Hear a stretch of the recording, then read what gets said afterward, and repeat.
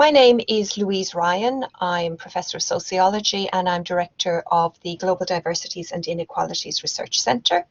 And my colleague, Dr. Maria Lopez, Deputy Director of the Centre, we're both here this evening. And we are delighted, as part of our seminar series, to host a book launch this evening. The book, I'm holding it up to the camera. I don't know if you can see it. It's a really lovely book and a really powerful colour. Called How Women Can Save the Planet. And this is the book by our colleague and member of the Research Centre, Professor Anne Karpf. And Anne is here this evening to talk about her book, along with one of the contributors to the book, Anissa Khan. And I'll introduce them both in a little bit more detail in a moment. But also to note the apologies of Scarlett Westbrook, who unfortunately is unable to be here this evening for a variety of reasons. The book retails for the very affordable price of $14.99. And as if that weren't enough, the publishers, Hurst, have also given a 25% discount. So everybody who's registered for the book launch this evening will have received a code. And with that code, you can order the book online at a discounted price. But I have to say, for a very full paperback book of over 350 pages, it is definitely a bargain at $14.99. So well done to Hurst Publishers for that. So just to say a little bit about the structure of the evening. So I'm going to hand over to the author, Anne, in a moment. But just to say, there are quite a lot of people here in the room, so to speak. So if I could ask you to hold back on your questions until further into the discussion. If you have a question, please type it in the chat, or you can put your hand up and we can invite you to turn your microphone on and ask your question yourself. So please do hold on, and if you've got a question, write it down and we'll come. We definitely want lots of audience participation this evening. So I would now like to introduce Anne, who is a colleague of ours here at London Metropolitan University, a fellow sociologist and an award-winning journalist whose books have been translated into 13 languages, and is co-founder of the university's Centre for Life Writing and Oral History, CLIO, and she's Professor of Life Writing and Culture in the School of Art, Architecture and Design. And Anissa Khan is a 25-year-old, I hope you don't mind me giving your age, Anissa, is a 25-year-old Indian-born climate campaigner working for Oil Change International, an advocacy organisation exposing the true cost of fossil fuels. And Anissa specialises in telling stories of environmental inequality and injustice through graphic design. I'm going to come to Anissa in a little while, but I'd like to start the conversation this evening by turning to Anne. And many congratulations on your book. I've started reading it and it's absolutely gripping, so well done for that. I noticed right at the beginning you say that you wrote this book during lockdown. So while some people were doing their Zumba classes or learning another language, you were very productively writing a book during lockdown. So that's terribly impressive. But if I could ask you to maybe start by telling us a little bit about the idea behind the book, how this came about and how you came to write this book in such a short period during the lockdown. Sure. Thank you very much, Louise, and really nice to be here. I should say, by the way, thank you for your terrific promotion of the book. I'll pay you later, but it's actually a hardback. You got a proof version, so it is just, you know, for never mind the quality, for quantity, it's good value. Yes, so I suppose one of my starting points is the thing that David Attenborough says. I know he's, you know, Saint David Attenborough, and we're not meant to, you know, he's in his status of national treasure. We're not meant to criticize him, but he's prone to say things like, "We've destroyed the planet," and I started to hear this everywhere. This what I call the climate we. And I started to think about it and read about it. And it was interesting that I was writing in lockdown when we had a kind of COVID we, you know, we're all in this together, which very rapidly unraveled. It became apparent we weren't all in it together. I mean, particularly if our name was Dominic Cummings. But more specifically, we saw that working class people, people of colour, were impacted far more. People doing frontline jobs were feeling the impact, were dying in much greater numbers. And there are enormous parallels between COVID and the climate crisis. I mean, people have talked about it as a kind of dress rehearsal for the climate, you know, for particularly people who've got very apocalyptic thoughts about the climate crisis. And it's true that when you start to look at it, you see that, first of all, the impact of the climate crisis doesn't fall at all equally, but also neither is it caused by all of us, this climate we. And that the gendered aspect, even though there's a huge amount of research on this, has really been missing from public discourse. So my starting point was to try and reinsert that into public debate, because what I've done with my books, I've tried to do, I don't know to what extent I've been successful, but I've tried with my books for them to be based on very solid scholarship and research, but for them to be written in a way that is very accessible, to use my journalistic skills. So, for example, nowhere in the book do my interviewees do I use the word patriarchy or hegemonic masculinity. I've tried to find other terms to communicate those ideas. But to put it very succinctly, the argument in the book is that women are affected in very distinctive ways by the climate crisis. And this is an intersectional approach, so particularly women of colour in the global south. For example, women are 14 times more likely to die in climate-induced disasters like floods or droughts or tsunamis. Why? We're not talking about biology or chromosomes here. We're talking about gender. And very often gender is used as a kind of euphemism for women, but it's not. We're talking here about the social roles, social gendered identities and norms. So, for example, in the tsunamis and the floods in Bangladesh, women have been hampered from saving themselves, either because it's their responsibility to look after the elderly people and the children, or they felt a responsibility to try and save their belongings, you know, their cooking equipment, which is obviously essential, or because of the clothes they're wearing, or they haven't been taught to swim because it's not considered appropriate for women to swim. So that's just one of countless examples I give of the impact of the climate crisis on women. Another one is the emergence of something that's come to be called climate violence. So that because men feel that they are tasked or have been tasked with being the protectors, the strong people who look after their families and their properties, when they're not able to do that, for example, in bushfires in Australia or in floods in New Zealand, they quite often turn to violence. And so there's quite a lot of evidence now that violence against women increases as a result of the climate crisis. Okay, so I looked at the impact, and then I started to look at the causes of the climate crisis. And here, frankly, we have to say that it has literally been man-made. So, I mean, first of all, obviously, and there's been a lot of attention paid to this, the countries in the global north are largely responsible for the climate crisis, which is being felt in a very immediate, urgent way already in the global south.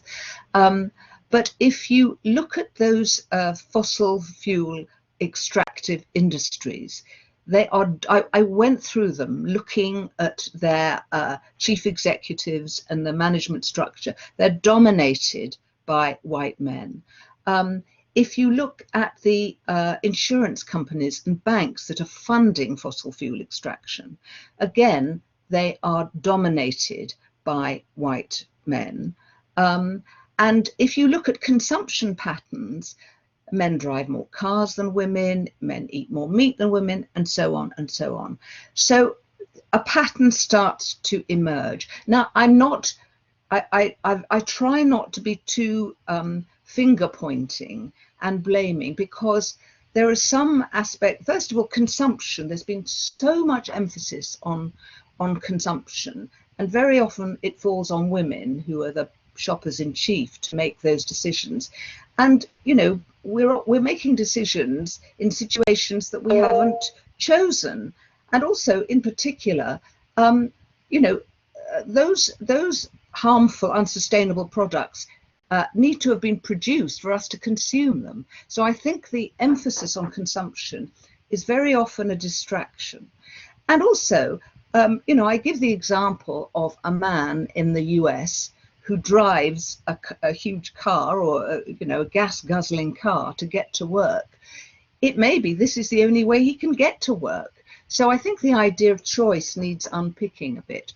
But so a lot of the book is really looking at the gendered impact of the climate crisis, the gendered causes, and then I look at the marginalization of women in climate negotiations. So those are the central planks of the book. And then in the second half, I start to look at solutions and look at feminist solutions.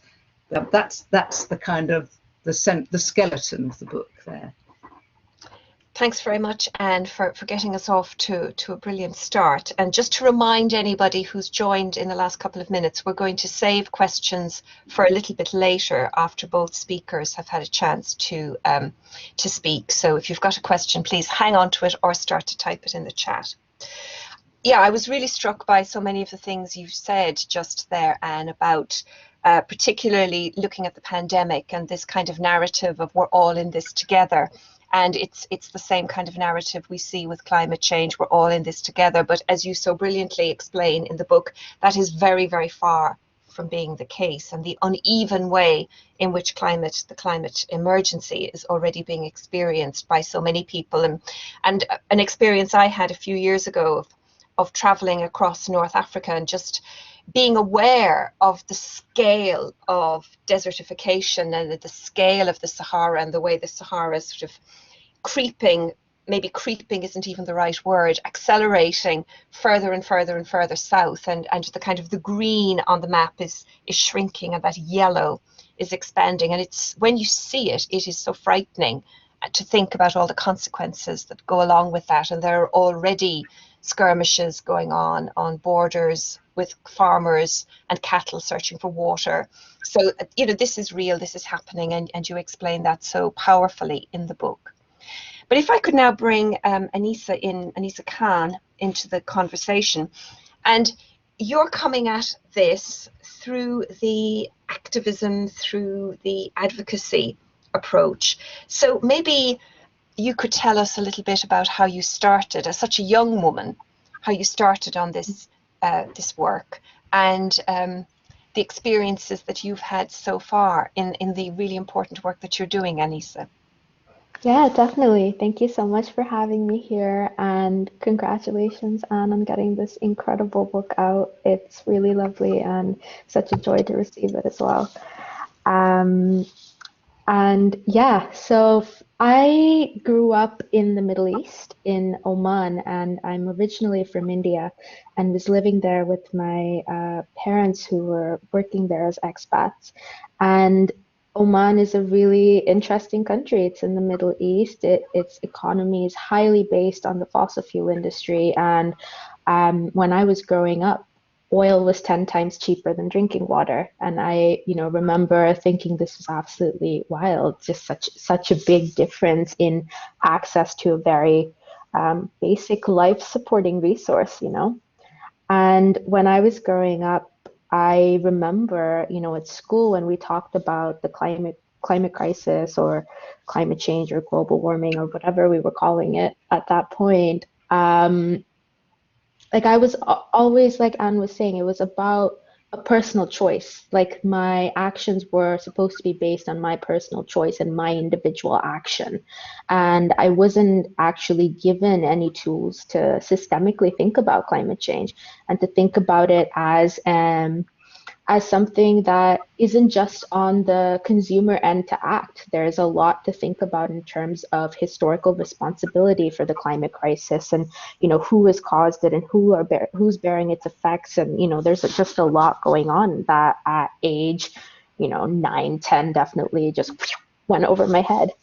And when I was about 15, I started working on a little research paper about the impacts of the tar sands and oil production in Canada on the Athabascan Chipewyan First Nation, which is a group of Indigenous peoples there. And while doing that research paper, it really hit me for the first time that the climate crisis is not something about biodiversity and wildlife and all of these things. It's also very inherently about people, and the fact that people's lives, livelihoods, and cultures are constantly compromised by the climate crisis and by the fossil fuel industry.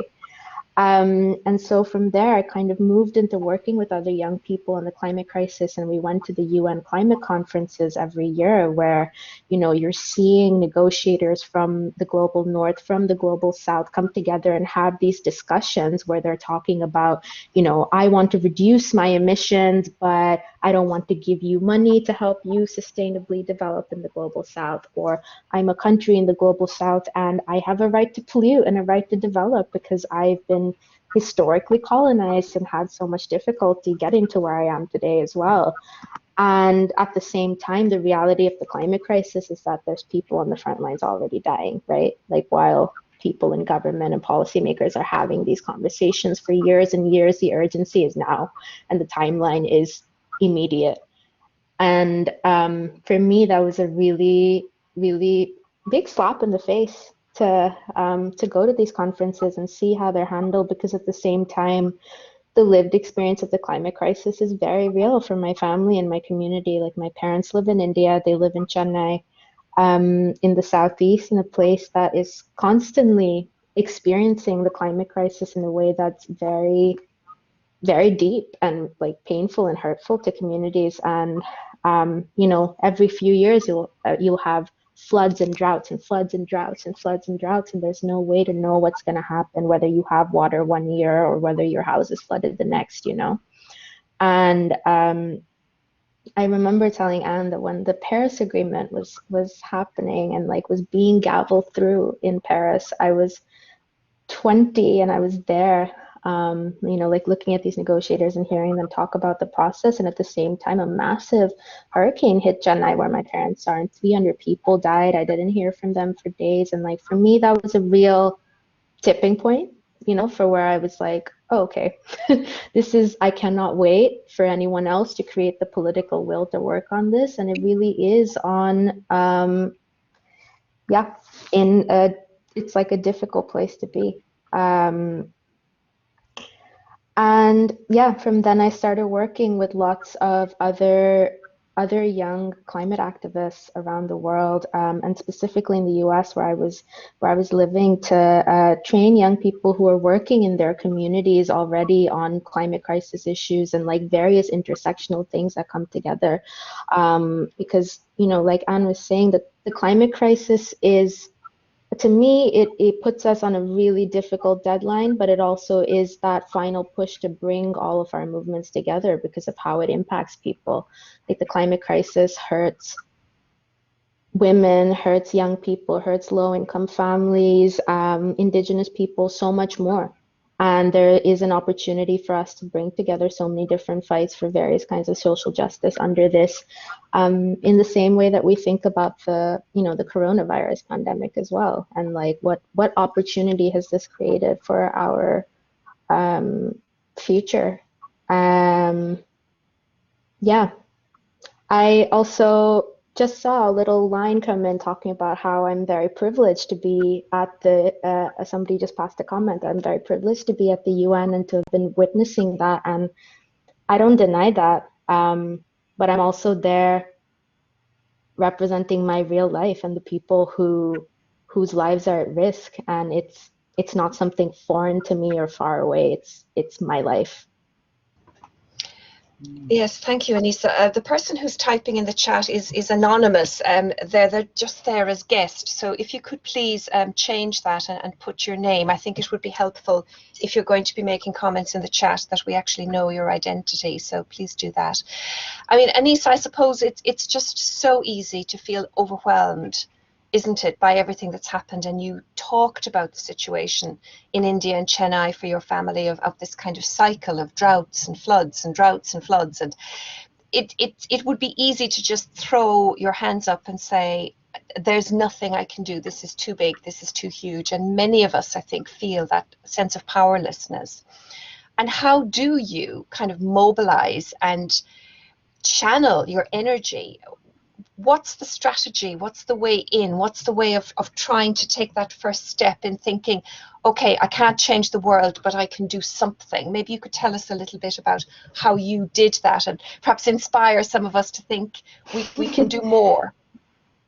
Yeah, definitely. For me, I was able to, you know, I was able to step into the work that I do very much because of the people around me, because of the other young people who inspired me to join the climate movement. When I went to university, there were a number of other young people from all over the world who, were thinking about this in a deeper way, about the climate crisis, about the inequity of it, the innate injustice of it as well. And that was really life-changing for me to have a community of people to reflect on this with. I think the climate crisis can be very depressing, very isolating and lonely, and kind of a big thing to think about. And it really helps to be amongst other people working on that and doing that. And also for me, a big inspiration was older people of color, older people in the global south who have been in this movement for a very, very long time, and people who, are actually like every day living the impact of the climate crisis, and who, like, there's no choice, and I think that that's a big part of it, is like being in community with people is what keeps you going. It's what reminds you of also what you're fighting for and what you're excited about. Like, I think that the climate crisis shouldn't only be a thing of loss and sadness. It's also a chance for us to change, an opportunity, and growth as well. If I can just pick up what Anissa said there, because I totally agree, and I really get irritated by this kind of false narrative that has begun to circulate about, oh, it's like the part of the Brexit narrative. Oh, all those old people messed it up, and all the children and young people are having to sort it out. And I think that's a really harmful narrative. First of all, it ignores all those old women and men who have been involved and concerned about this and active about this for a very long time. And it puts a terrible burden on young people that, they've got to sort it out. That they're already very burdened. We can see what the impact of COVID has been on the young generation. I mean, The Guardian recently ran a European project talking to young people about the impact of COVID on them, and whether they felt hopeful for the future. And a lot of them felt very, very depressed about the future. And that's the reality. And we shouldn't expect them to have this kind of, to be the embodiment of optimism. That said, I mean, the interviews in my book range from a 16-year-old to a 70-year-old, and I did find them inspiring. I mean, Anissa in particular, which is why she's here. I mean, in between each chapter of the book, there's a 1,000-word interview with an activist, and Anissa's is right at the beginning, just because she really she encapsulated everything I wanted to say in that interview. And I think, there's a quote by Brecht, which I can't remember the exact words, but and will we sing in hard times? And Brecht answered it by, yes, we'll sing about the hard times. And there's something about stopping the denial and facing up to something, even if it's horrible, that brings a certain relief and frees you then to be able to take action. And there's a kind of and I speak as somebody who can very easily feel paralyzed. So this is against myself and not against you, Louise, but there's at some level, I think there's a kind of indulgence in saying it's all too big to cope with. I mean, I wrote an article 10 years ago for The Guardian about the climate crisis, based on a book by a wonderful colleague, a psychoanalyst, edited collection about the psychology of the climate crisis. And I outed myself at that point, not as a climate a denier, but as something I said that was worse, a climate ignorer, because, oh, it's just all too much, you know. And I think that really we can't afford that anymore, and that the work of some of these activists of whatever age really gives me hope, not in a magic thinking way, not in a single solution way, but in the fact that their analysis is so intersectional. They've got a concept of climate justice that brings together race, social class, gender, sexual preference and identity, disability, because these are all factors that I touch on in the book that are all critical to understand how these all play together in both in the impact and how we need to gather these voices together in order to really be united in fighting, and in fighting vested interest. Because the other thing that really concerns me is, you know, we've all learnt how to talk green now. We can all speak fluent green. The fossil fuel companies have developed greenwashing to a fine art, and we need to be very canny in how we deal with them. And one of the things that excites me is the use of the law at the moment and climate litigation, because it's making use of the Paris Agreement to hold people to account, to hold companies and countries to account and say, yeah, you signed up to it, but you're not actually doing it. And in that gap is a place for activism. Yes, absolutely. In fact, on Channel 4 News last night, they did a piece about greenwashing, and they were talking about McDonald's and how McDonald's had made all these claims that they were turning green and their straws were recyclable, and actually their straws were not recyclable. So they were telling barefaced lies, which, as Anne says, it was found out, and they were fined because they were breaking the law. So it's everybody's jumping on the bandwagon, and even what seems like sort of small steps. We all remember a few years ago with those terrible pictures of turtles with straws stuck up their nostrils, and there was this big backlash against plastic straws. But now we see that companies like McDonald's are just lying about their green credentials, even on something as basic as a straw that's recyclable, when it's so bloody easy to recycle a straw. It's not like you're asking them to kind of do something that's very, very hard. So even on the small things, even on the easy things, they're lying. So that just shows the vested interests that have to be tackled in all of this. Now, I can see that Digby Warren has a question, and I know Maria Lopez, my colleague, is going to want to ask a question about gender violence. So maybe at this point I can turn, oh, and Anna Kim also has her hand up. So maybe I can first turn to Digby, then Anna, and then I'll come to you, Maria, so we can take a little cluster of questions. No yeah, thank you. Okay, so Digby, do you want to turn your microphone on and ask your question? Hello, Digby.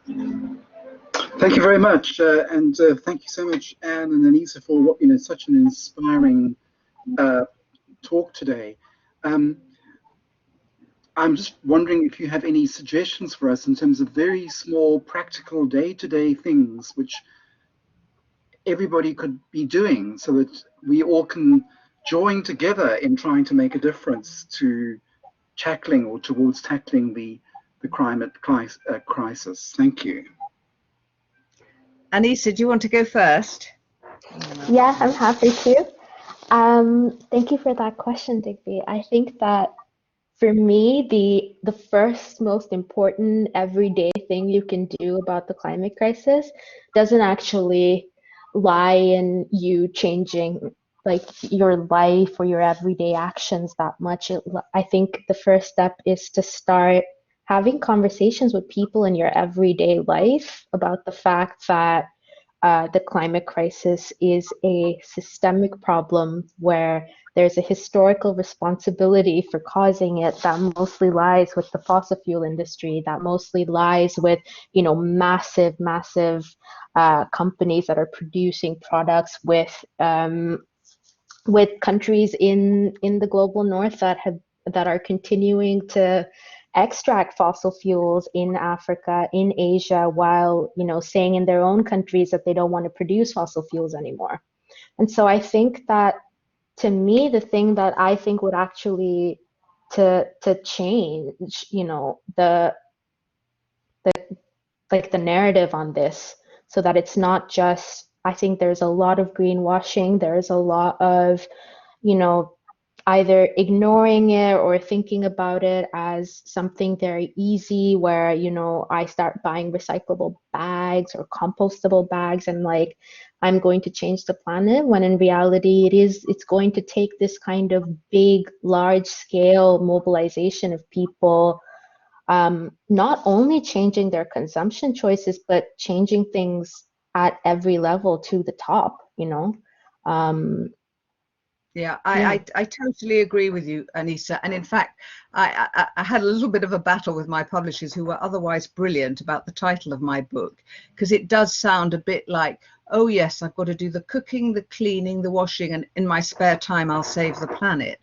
And in fact, I agree with Anissa. I think there has been such a stress on individual consumption, and for a good reason why there's been that stress. I mean, for example, the idea of the carbon footprint, which emerged in the early part of the 21st century, was dreamed up by Ogilvy Mather, an advertising agency employed by BP, British Petroleum, so that you could focus on your carbon footprint, great, and not think at all about what BP were doing. And I think there's a real danger that we can get very caught up in that.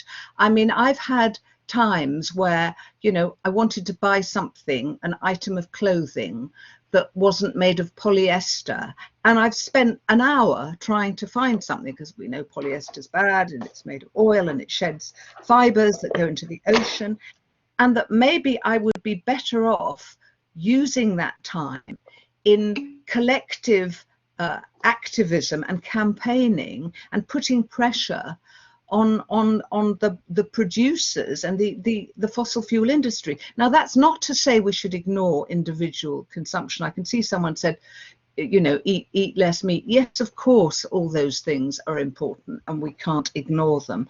But I think the focus on them is really dangerous, to focus on them at the exclusion of other things. They need to be accompanying other things, and we shouldn't get so hooked up on them that we are giving all our energies in that direction.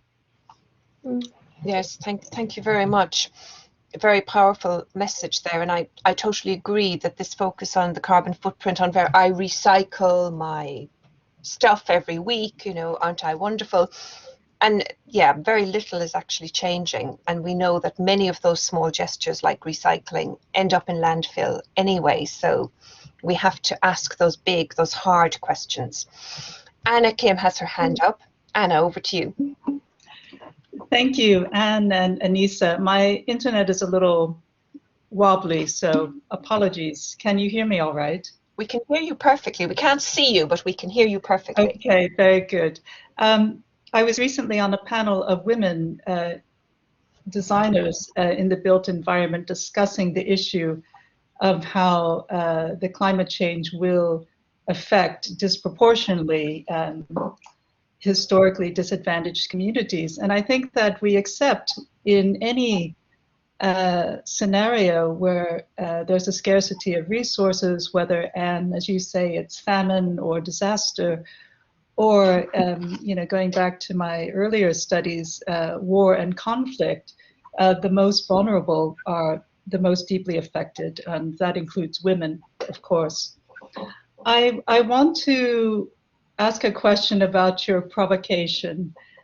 gendering this discussion and this argument, because it relates to something I've been grappling with as well.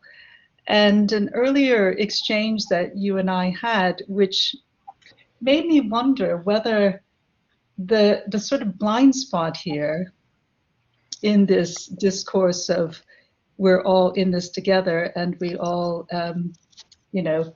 are both responsible and for its cause and for changing it, is in some way related to this post-feminist moment that we're in, or maybe even a post-gender moment, so that it's running up against sort of this progressive narrative of a post-gendered society. What do you think, Anne? I mean, I'm thinking about a comment you made about a student who, a postgraduate student who didn't want to engage feminist literature, even though her subject clearly demanded that she engage in those issues. And I'm wondering, I've encountered this myself as a university teacher, that there's this sense that, we are in a post-feminist moment. There's this lack of recognition of gendering issues anymore. And the parallel for me is in thinking about responses and philosophical frameworks to grapple with the climate crisis is sort of the post-humanist movement, which sort of, it flattens this hierarchy where humans are the main agents, and yet it's precisely at this moment where humans need to be agents, right? So there's this kind of paradox right now. So that makes sense. But gosh, there's a lot in there, Anna. We could spend the whole evening discussing that, particularly the last very interesting point. I mean, all really interesting questions. I mean, on the idea of whether we're at a post-feminist moment, I'm old enough to have experienced this. I've been round this block a few times. Exactly. And, almost invariably, when there's a kind of a push, a feminist push, there's the counterbalance comes back. But I think in regard to the climate crisis also, it's part of a kind of depoliticization of the climate crisis, so that it's been reconstituted in a way as a kind of, an area that's about fluffy animals, who we all have to save. And I mean, Anissa was saying, her realization that it was absolutely not about that, and it's easier to turn it into something about geophysics or, the people versus the environment. I mean, there is a line that people are harming the environment, and it's like people as some undifferentiated mass, to go back to what I was saying at the beginning. And so I think that post-feminist idea that you've identified is part of a depoliticization, a kind of defanging, if you like, of the climate crisis, because in fact, when you look at it, it is, as Anissa said, to do with colonialism. It is to do with the exploitation of one part of the world by another. And I mean, I quote in my book Anne Pettifer, the economist, who's originally from South Africa, and who points out that actually that Africa as a continent gives more to the global north than it receives in anything. So we've got a really false narrative going here about who is giving what and who is, what the parameters of this are. So I would see the post-feminist thing as part of that larger picture. I don't know about you, Anissa. Yeah, definitely. I think that I've thought about this a lot. For example, when there's like a woman and gender constituency talking about climate change, about, why do we have this and is it important? And like, I think I always come to the conclusion that yes, it is, because there are very, very, I think, specific issues that affect people who identify as women, who affect people who, don't believe in gender as well. I think anyone who fits outside of like a cisgender, heteronormative, like grouping is more vulnerable to systemic impacts that are happening over a long time. And I think that what I find really hard sometimes in the climate movement is knowing that a lot of people care about animals more than other people, right? And like that's really hard as well. And I think that I totally agree with Anne. There's a big depoliticization of climate change through this. We're all in this together. We're going to, be able to like change this together, etc. And I think that, it is really important for us to recognize these inequities and like address them while we're talking about the climate crisis. Thank you. I really look forward to reading the book. Thanks again. I can definitely recommend it, Anna. Can I just say again to the anonymous person guest, I'm not going to engage with your comments. If you want to stay anonymous, then you'll stay silent as far as I'm concerned. Thank you very much. Right, now I can see there is a lot of hands up and comments, but I did promise Maria Lopez that we would come to her because I know she specifically wanted to ask a question about gender-based violence, which is her area of specialism. But then I promise I am going to come back. I'm just ignoring this. I'm going to come back to those who've got their hands up and who've asked some comments in the chat. Maria, over to you. Well, no, I mean, I understand it's a very fantastic and conversation. I don't want to keep it. I just, Anna, well, congratulations for your book first. And I just want to make a very, very good question, going back to what Anna Kim said before about this post-feminist movement, etc. I'm curious to know what what communities did you look into? Did you focus in your book in the global south? Where did you look at? Africa, Far East, Latin America, etc. And what are the main problems you found to conduct this wonderful research from your perspective? Gosh, that's a huge question. Interestingly, I spoke to more people from Africa and sub-Saharan Africa than from South America. I'm really interested. I'm really interested in your research, Maria. And it's not an area I'm at all a specialist about, so I really can't speak about it. I mean, what I try to do in the book is really gather together and popularize a lot of research, both academic research by feminist scholars and sociologists, but also research by NGOs and charities, and put that together with interviews with climate activists on the front line.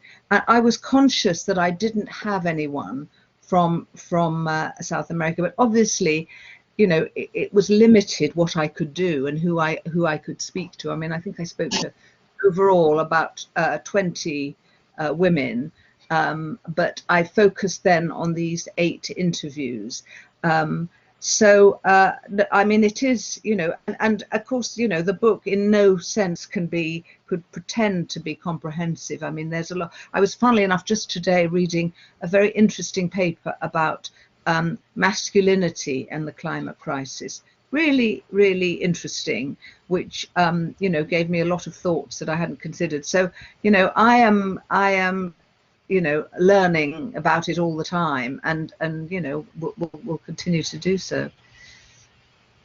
Thank you. I think the topic is fantastic. And even if it's not focused on Latin America, what you find when you do research on the global south is that the problems are quite similar, and particularly the problems that women face in that, as you said, climate violence, they are quite similar, isn't it? But I don't want to keep it. I mean, actually, as it happened, I was in Ecuador in 2019, and I went on with my younger daughter. I went on a demonstration about the climate crisis, which was very interesting, and I did speak to women there.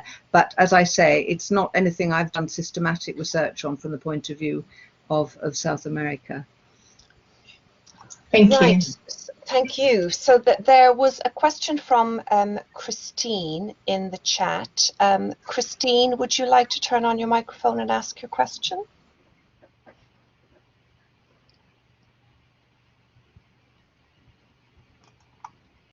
I don't know if we've lost Christine. She typed a question in the chat. Hello. No. Her mic is broken. Hi. Her mic is broken. Okay. I've actually, because I was dealing with the anonymous guest, I've now switched to a different mode, so I can't see any of the chats, but I know some people have their hands up. So if you had your hand up, could you put your hand up again, please? Oh, no, yes, I've got the chat back, thankfully. Okay, so Noemi, could you please turn your microphone on and ask your question, and then I'll read out Christine's. Hi, sorry, I'm on another account. So my question is about your opinion on this topic of cryptocurrencies. So we know because of Rainforest Action Network did a survey in 2020, which says that 2.7 trillion was invested to fossil fuel companies by the 35 biggest global banks. So it is almost like that the global banks are managing and funding the fossil fuel industries. And now the thing is with cryptocurrencies, they counter the global banks, because they are just the opposite what the global bank system is. So they decentralize banking, and then they offer finances to the whole world. And then I saw on the news, you can see the Guardian is saying, yes, cryptocurrencies are bad for the nature. And then on the other side, on the right spectrum, they are saying, oh no, cryptocurrencies are bad for the global banking, because they're afraid that the cryptocurrencies could take over their space. But so yeah, it's just what is your opinion on cryptocurrencies? Because it is relevant and it's important technology for the future. I don't know if Anissa wants to say. Honestly, that I thought what you said is really interesting, but I have to say I haven't really thought about. I mean, cryptocurrencies is one of those things that is completely opaque to me. I don't really understand them, and so every time I see a reference to them, I think, I get even more befuddled. So I mean, it's really interesting what you say, but I really don't have any intelligent thought I can reply with. Anissa, what about you?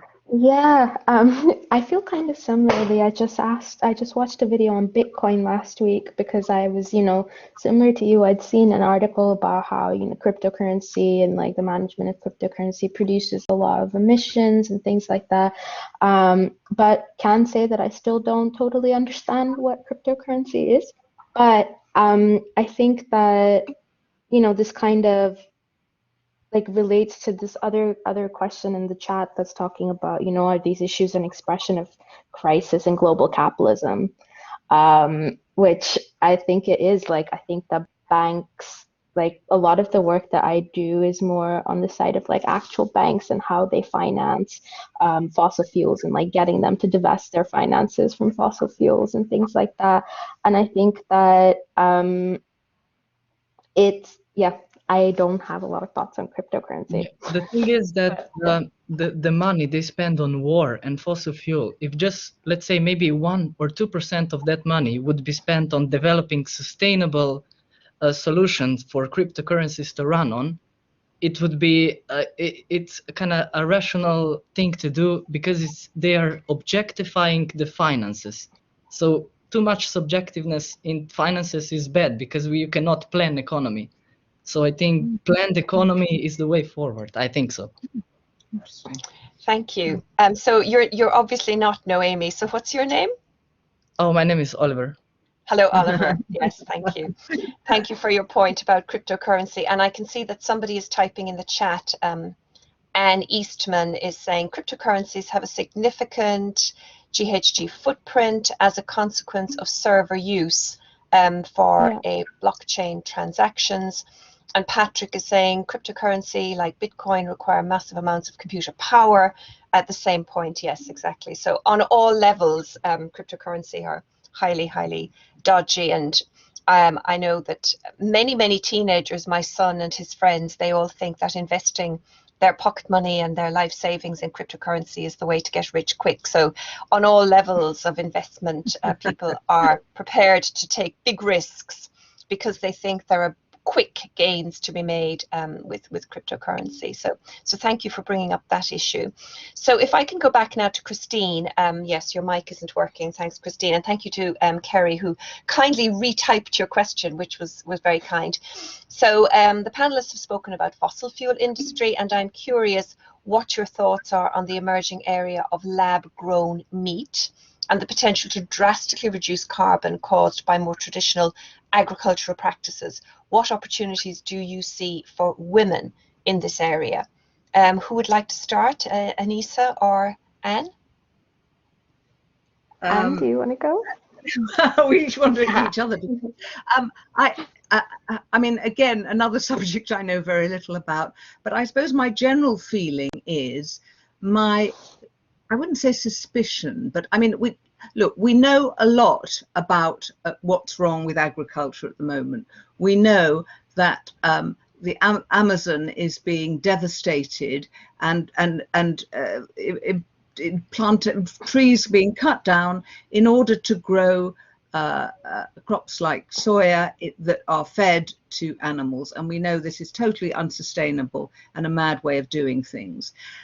This idea that you produce something that kind of mimics meat because meat is so essential that, God forbid, we should have to live without meat. I mean, one of the bits of research that really made me laugh was some researchers who looked at how anything associated that is green has the power to be experienced by some men, and I emphasize some men, I'm not talking about men in general, as very emasculating. And therefore there was a suggestion that veggie burgers or soy patties should have artificial grill marks to make them look more like meat, so that some men who are reluctant to eat them would feel better about eating them. I mean, that just makes me laugh.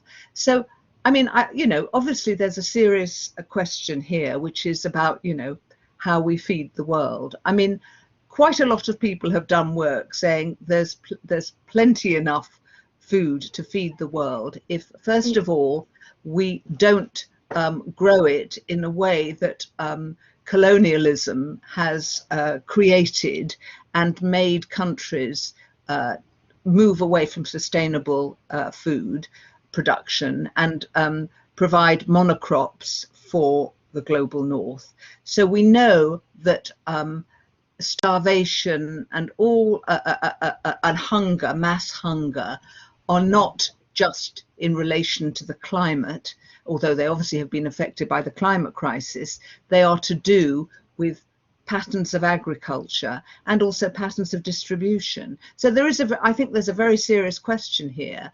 But whether the answer lies in this kind of meat, I know there are people who I respect who believe it does. I mean, for me, the jury's out. Anissa. Yeah, I think for me that there is absolutely a way for people to live to live in harmony with their environments and like with food production and to eat the kinds of things that they want to eat. I just think that the way we currently consume meat and produce meat is extremely unsustainable. And I think that there are histories and histories of indigenous peoples who, you know, have been able to symbiotically and sustainably live and fish and eat meat and all of these things by also giving back to the places they take from. So I think that the problem we have right now is that we live in an extremely extractive economy versus one that is cyclical and that involves us giving back to the places we take from. And I think that, you know, for me personally, I eat meat, but I eat meat like I went to a university where we were able to, you know, we had a farm and like raised our own animals and things like that. And it is difficult to do, but it's important to think about where your food is coming from and who is making it and whether they're getting paid fairly. And there's a lot to think about. I think with things like fake meat, something that comes to mind for me that I feel really worried about, similarly to when I think about things like biofuels or bioenergy, is the fact that massive corporations like Monsanto, etc., you know, are grabbing land from farmers who don't like necessarily have, you know, a deed to the land, because that's just not how it works. There's maybe an oral history, or you just pass on your land to your family. And huge like agro corporations like Monsanto come in and take this land away from people and then grow massive monocultures of soy and other things that can be used to, you know, either feed animals or create biofuels. And that really impacts the ecosystem. It impacts the biodiversity and it changes the way food is produced. It affects farmers. It makes the entire food system very difficult if we're not thinking about what we're producing, how we're producing it, how we're consuming it, and also how it's distributed. You're totally right. There's enough food to feed the world. It's just that we don't do the right things with it. And I goes to think, waste. yeah, I think in particular, it is interesting how often kind of geoengineering solutions come up. And, you know, the technological fix as a way of keeping things as they are. You know, let's not disturb the social relations of power between the powerful and the unpowerful too much. Let's just change what we produce, so we'll produce another high-tech thing. You know, and what I think both Anissa and I are talking about are fundamental social relations of production and of consumption. So what we're talking about, what we're arguing for, is a profound transformation in the way we make food, eat food, buy and eat products and live. And I mean, it's interesting how often people say, oh, but that's so unrealistic. And then you look at some of the proposals they have for dealing with the climate emergency, you know, things like spraying aerosols, sulfates into the sky, or, you know, tall ships pumping salt particles to refreeze the poles. And those are both examples that the new Cambridge Centre for Climate Repair are taking seriously. And then we're told that we have these fanciful, unrealistic ideas. So, you know, it depends how much you're prepared to change, you know, the fundamentals. I always come back to this wonderful quote by the American poet Audre Lorde, who said, the master's tools cannot dismantle the master's house. You know, that you can't use the very things that got us into this mess to try and take us away from it. Yeah, absolutely. And if I could just bring in some of a historical perspective as we're talking about food and colonialism. I mean, I can't let the moment pass without mentioning the famine in Ireland, which is, I only realized that was called the potato famine when I moved to this country. And I thought, why is it called the potato famine? The potato failed. The potato was destroyed by blight in the mid 1840s. But why did 1 million Irish people die of starvation? Why were they all eating potatoes in the first place? And of course, the question that most people don't seem to realise is that food was being exported from Ireland to Britain to feed Britain throughout the famine. So, you know, again, there's a historical example there right on our doorsteps. And because we don't learn lessons from history, because we don't know this history, it's like all of these things just get repeated over and over again. And, you know, this never ceases to frustrate those of us, although sociologists who like to look at the historical dimension, and I know there's a few historians here tonight who probably say much more about this than me, but you know, this is history, this is what has always happened, this is what colonialism does, and we just don't learn any lessons from it, it seems. Well, that's right, because colonialism effaces its own history, doesn't it? I mean, there was a wonderful a line in a book by, I think, the scholar Jade Sasser, where she talked about that campaign, Make Poverty History, and she reworked it and said, history makes poverty. And I thought that was spot on. There are lots of questions building up in the chat. I can see that John Keefe has typed a question about ethics. I'll come back to that in a minute, John, because prior to that there was a question from Barry Dwyer. Barry was asking, are these issues an expression of crisis in global capitalism, or can global corporations and multinational corporations be somehow incentivized to change their behavior? I think this is a huge question. It goes back to McDonald's lying about their recyclable straws. What can be done to incentivize these global corporations? Anissa, why don't you go first? Yeah, I have a lot of thoughts on this. So I think that, you know, I read this incredible piece called Sustaining the Unsustainable by this author called Bluedorn. Can't remember his first name. But you know, the entire article talked about how the way that we are addressing the climate crisis and environmental change is from a perspective of trying to continue sustaining the way we live versus actually transformatively thinking of how do we change things from the root. And you know, and that's why we're continuing to sustain the unsustainable.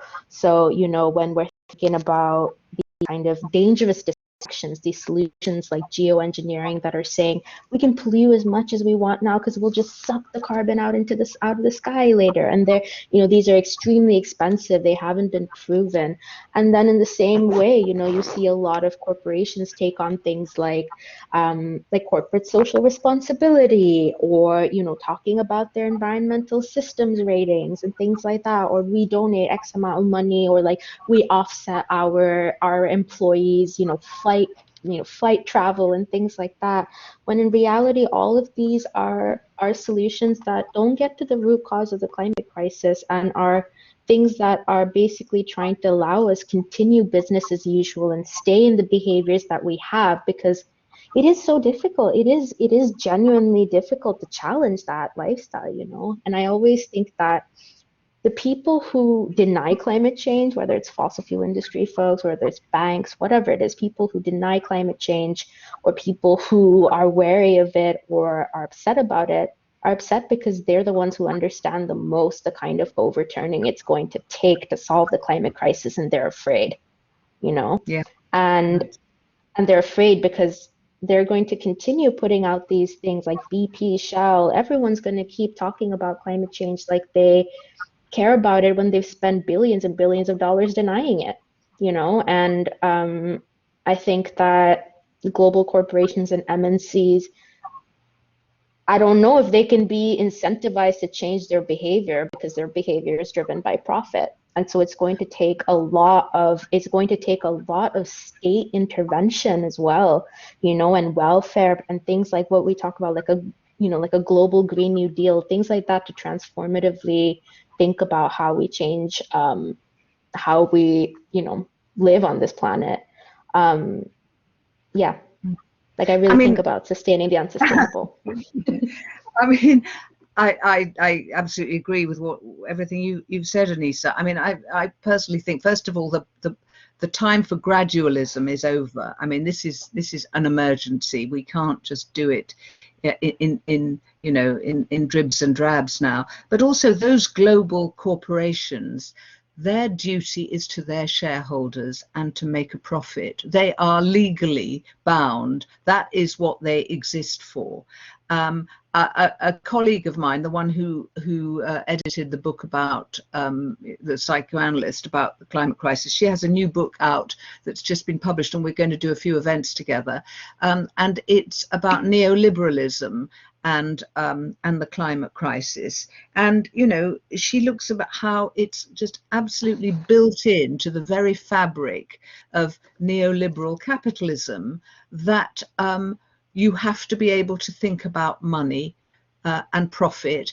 And then there's the idea, the trickle down thing, which of course has been absolutely disproved. So although I applaud things like the recent case with Exxon, with Engine One, managing to stage their kind of coup almost, I think there are various forms of direct action. I mean, there's not one single way of campaigning and being active, but somehow relying on the kind of the better nature, or trying to locate the better nature of global corporations, is a bit like trying to find the cozy part of Satan. I mean, that's not what they're there for. And we shouldn't, we can't live with fantasies like this anymore. That's my view. Right, so now John Keefe has asked a question about, do terms such as incentivizing actually force us to decide on what we predicate the values being discussed here? The consequentialist versus deontological. So we're getting into the philosophy of ethics here. Is there a gender dimension to this dialectic when looked at through the lens of regional and global population numbers? I could ask John to turn his microphone on. And my microphone is on. Good evening. Hi, John. Do Hello, you want to ask your question? I've tried to read it out, but it's it's not so much a question. And in fact, Anne's point about shareholders, I think, actually is more directly relevant than my afterthought about gender and population, although population is incredibly important. And I think it's one of those awkward, hard questions that's avoided all the time. And that's why I put up the tension between consequentialist and deontological, because frankly, sometimes we try and avoid the hard questions. And I think that Anne's point about shareholders, I think, is absolutely on the money, so to speak. That's a terrible pun, because in fact, legally, that is what companies are obliged to do. However, another hard question, and I'm fascinated by these hard questions that cut through the sentimentality of so much of this kind of debate. The hard question here then is that we depend on the profits of those companies who pay their taxes, or not, but they do pay taxes, on which our social security systems are built, on which our pensions are built for those of us who are lucky enough to have a pension, and so on and so forth. In other words, the welfare state that's found in one form or another in countries across the world. So it's not so much a question, Louise, it's more a matter of saying there are hard questions here, and you're right, it's a matter of philosophical and psychological ethics. And listening to these debates, I think it's fantastic. I look forward to looking at Anne's book. But at some point, one has to get down to hard cases and hard questions and uncomfortable questions and things that actually confront us, in which we tend to circle. Yeah, I'm stopped. Sorry, John. I thought you'd finished. Yes, wouldn't it be great if they did pay their taxes? Because that is why, one of the many reasons why we have such a desperately underfunded National Health Service, where per capita is given less than almost anywhere else in Europe. I would like to pick up your point about population, because this is something that I very much address in the book, and it's part of what I call blame the dame, and how the responsibility has been displaced from these corporations run by powerful men onto women, particularly women of colour, and their fertility, and this idea that you know, people have harmed the environment, that there are too many people around. And who are they talking about? They're talking about women in sub-Saharan Africa, for example, who have a lot of babies in those countries that have the smallest carbon footprints in the world, negligible carbon footprints. The American scholar Betsy Hartman has called this, and I'm not saying you're saying this, John, but this is a definite trend, the greening of hate. And there's a whole phenomenon of eco-fascism that far-right people are using now. For example, the Christchurch murderer who attacked the mosque, and it's all about these people are producing too many babies. These people who are not actually producing the climate crisis, but who are the victims of it, and we are the ones who are responsible. So I think the population debate, it's a kind of neo-Malthusianism, is a real example of the mystification of the climate crisis and trying to obscure who the climate guilty really are. Can I come back on that, Anne? Yes, I clearly didn't mean any of what you've just summarised, and I totally agree with what you've just said. But in my comment, I did put regional and global population, because the population here is not simply about numbers; it's about consumption. And so I do not have the figures, but we know any one person in the USA consumes X amount more than any one person in the world. So population is not just numbers. It's about things such as consumption. So I come back to my point that by picking on one, what's the word I'm looking for? One word, population, actually doesn't help us unless you look at the subtleties and the nuances and the facets of those things. But in fact, John, population. Sorry. No, Sorry. That's why I come back to saying that there has to be a discussion at some point about on what values are we basing these discussions. And that's why I also use the term dialectic. I don't agree that it's consequentialist versus deontological. Actually, the answer is somewhere in the tension between the two. They qualify each other, but that's a whole different discussion. One has to have some subtlety in these discussions, I think, and not just kind of broad statements. And I think you're doing well. Some of your points are actually bringing some of that subtlety in. Anissa, did you want to say anything here? Yeah, I had a few thoughts. I think that, yeah, sometimes to me it doesn't feel that complicated, and it doesn't feel like such a big ethical question, because there's lives at stake already, you know. And I think that, to me, the population question specifically, like what Anne said, at the end of the day, like the people who are talking about population are David Attenborough, Jane Goodall, people again who are very much into, you know, conservation, into thinking about nature, thinking of people as the cause of the climate crisis who are destroying the planet, versus like there were certain people who caused the climate crisis, and there are people who are bearing its burden today, in the places where I think there is a sense of almost white saviorism of like, we need to help the population in developing countries or whatever, you know, reduce. We need to provide birth control and education to women, etc., and all of these things, when I think the question of ethics is quite easy to answer when you think about a historical responsibility for the climate crisis. It's quite easy to answer when you think that, you know, 75% of the world's population is only responsible for 25% of world's emissions, and all of those people live in the global south or are people of color in the global north, and that's really hard. And in terms of, you know, the question around corporations, they don't pay their taxes. So from, oil and gas companies, especially in the UK, have been paid to pollute. The UK provides more subsidies to the fossil fuel industry than any other country in Europe, but receives the least money back. And in the last 4 years, the UK government paid BP £675 million after tax. They paid Shell £374 million after tax. They paid Canadian Natural £584 million and ExxonMobil about £458 million. So you are paying the fossil fuel industry to ruin the planet, to ruin the future of a lot of people, of a lot of generations.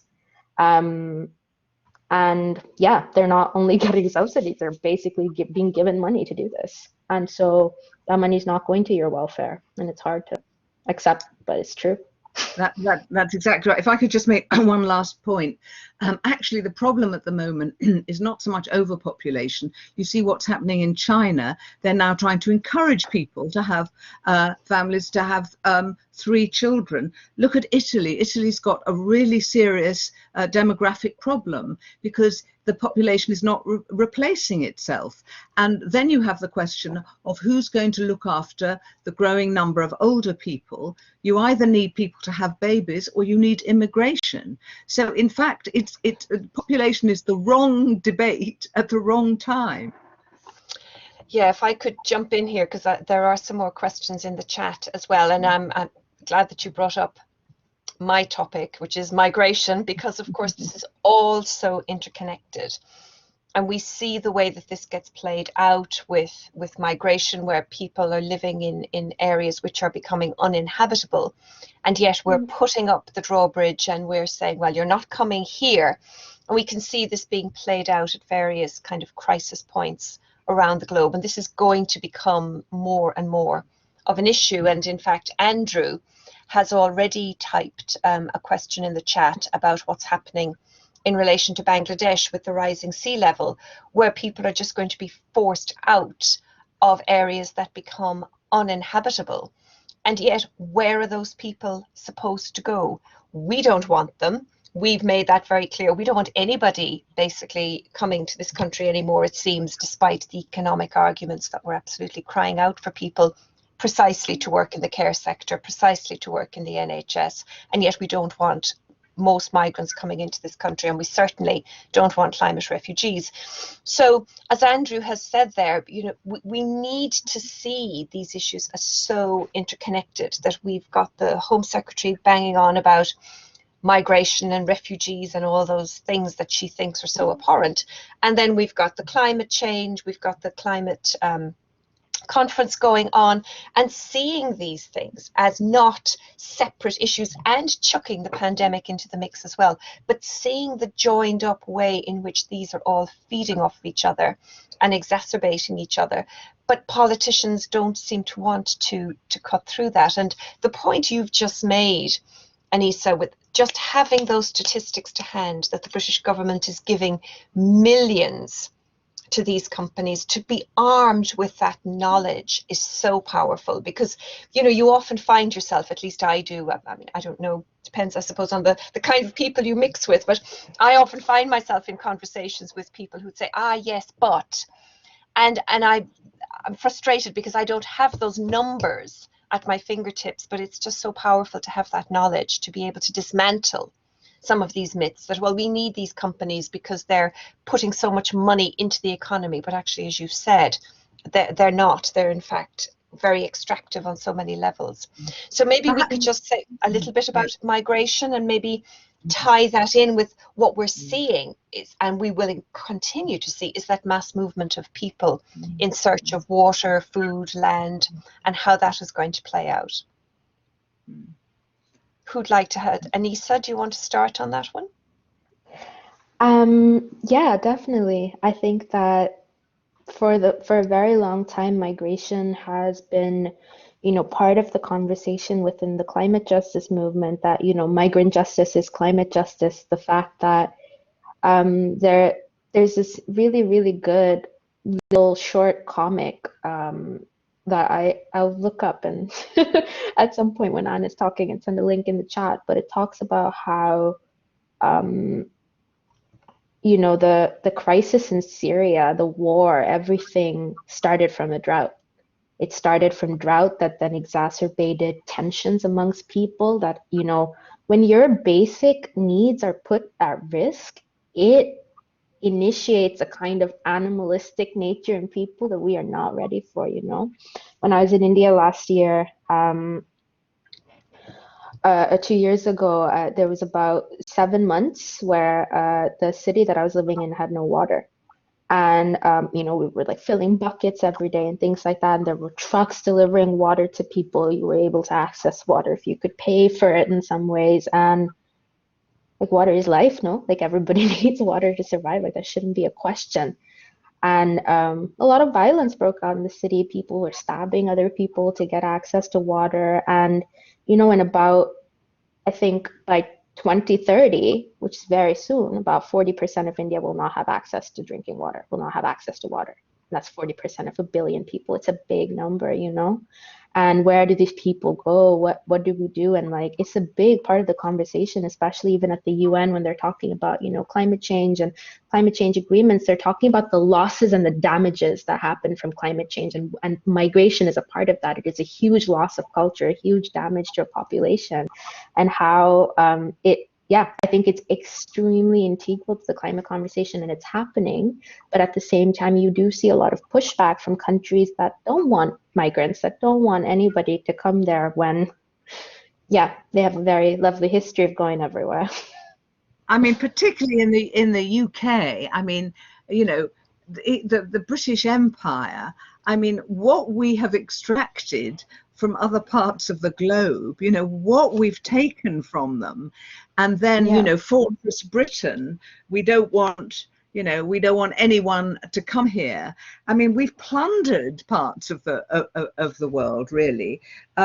And you know, it always amazes me when, you know, Bangladesh, that's so prone to flooding, and you know, it'll be like a small item, a paragraph or an end report on the news about, you know, 1 million people displaced.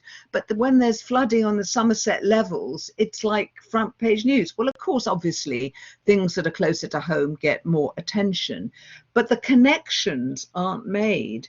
And I think, you know, climate migration and climate conflict is really going to bring it home, you know, just as some people, some lives matter more, absolutely, particularly white lives matter more, as we know. But I think, you know, the idea that you can protect yourself from the climate crisis and from people who have been, whose lives have been and are being destroyed by it, is very short-term thinking, because we know that when resources get scarce, people fight over them, and they don't just conveniently fight in their part of the world and leave us in peace. So yeah. Right, I'm very conscious of time. It's now 7:25, and there are a few more questions or comments in the chat. So Levent, sorry, I'm probably mispronouncing your name, asks, what is your view on biodiversity, loss, and how this particularly will impact on women and children? So would anybody like to say something about biodiversity loss? Well, I can say a little bit about that, because particularly if we're thinking about Indigenous women who, as Anissa has said, have developed, Indigenous people in general, but particularly the women, have developed a very close relationship with their environment, know how to make the best of it, but not exploit it. To protect it so that it will continue to nourish them and give them what they want. And they are experiencing tremendous loss of traditional medicinal herbs, for example, and the things that have sustained them for generations. And in fact, one of the things that really interested me and excited me in researching the book was seeing how Indigenous women are really beginning to speak out and become very active, and I give some examples in the book of that, really you know, they are beginning to think that this is an example of patriarchy, and they're understanding the intersections brilliantly, and they're protesting. They're refusing just to accept this. I don't know if Anissa's got. Yeah, I think that the biodiversity question is extremely important to communities that are really tied in as well to producing their livelihoods from nature. And I think, you know, there's a convention on biodiversity at the United Nations. So there's like a convention on climate change, on desertification, on lots of things, and biodiversity is one of them. And a lot of the conversation at the biodiversity, you know, negotiations very much, like Anne said, focuses on Indigenous people, Indigenous women, because, you know, they're almost being battered in multiple ways. Like there's from one side, there's the loss of biodiversity because of, you know, massive monocultures and people, you know, like cutting down areas that they live in or grabbing their land, things like that, a loss of access to these traditional long-term resources. But there's also a whole other side to it, where part of the biodiversity conversation is that big pharma, big agriculture come in,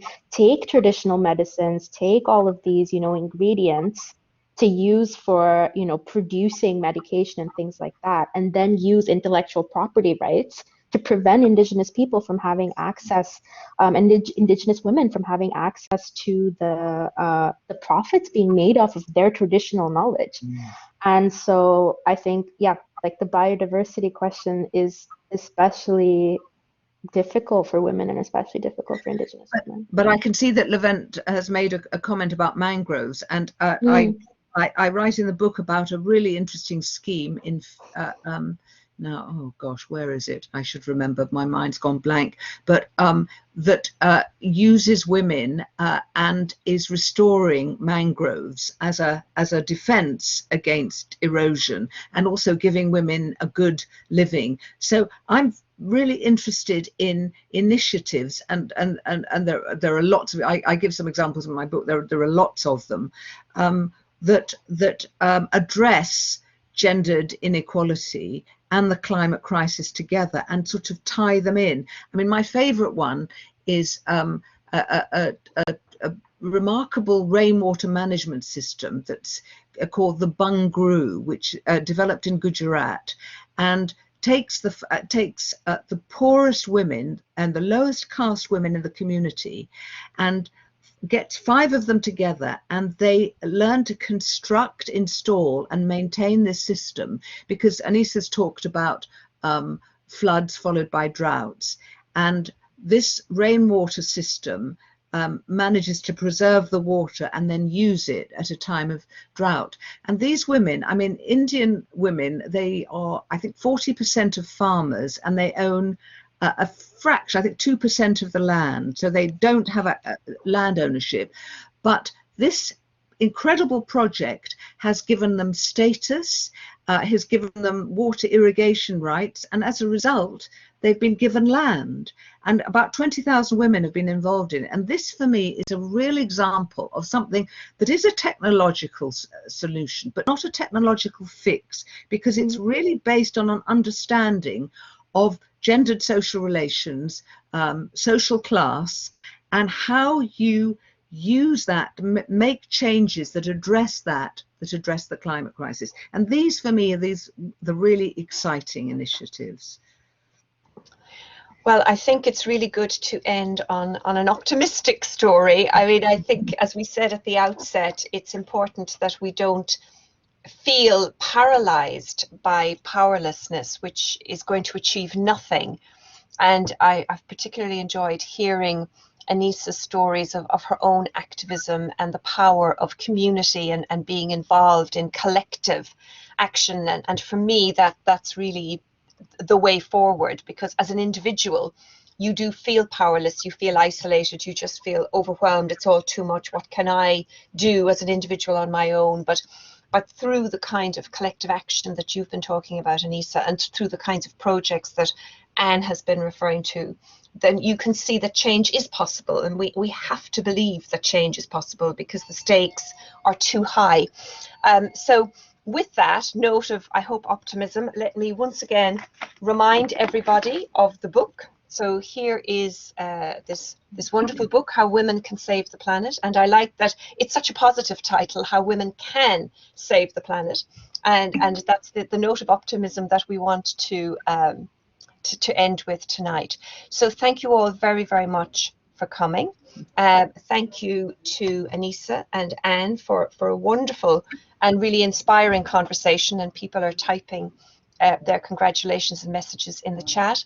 And thanks to our colleague Anna from the Research Office, who've supported us throughout the event and got rid of the nasty person, the anonymous nasty person. So thank you, Anna, for kicking him out. I'm assuming it's a him. Of course, it may not have been a him. So it's a long time. Well, I don't think I've ever been called a Nazi before in my life. So it's a new experience for me. So so thank you very much. Maria is here as well. I'm sure, Maria, you'd like to also give your thanks. Yeah, thank you very much to Anne, of course, Anissa, Louis, for this fantastic session. Very inspiring and thought-provoking one. And just to very quickly remind you that next Wednesday, we've got a session on journalism in Mexico and how dangerous the situation is for journalists in there. And we'll have 3 journalists coming and talking with us and talking about their experiences in Mexico, and 1 journalist lecture coming from London Met, and comparing the situation with for journalists in Europe and in the UK. So you are more than welcome, all of you, to attend next week session. This is very exciting, and we've got a WhatsApp group, and we're now talking about how we're going to develop the next this session next week. It's going to be a good one, and we welcome you all. For the last session of the year, of the academic year. Luis, we can't believe it. We just finished the whole program. It's just unbelievable. Yeah, and it's, thank you, Maria, and it's wonderful to finish the program of seminars on such a high with this wonderful book launch this evening, and we look forward to our final event next week. So thank you all very much indeed, and it's been a really, really I'm not going to say enjoyable, because that might kind of diminish the seriousness of the topic, but it's been a really thought-provoking and inspiring evening. So thank you all very much. Thank you. Thank you. Bye-bye. Thanks. Everyone. Yeah.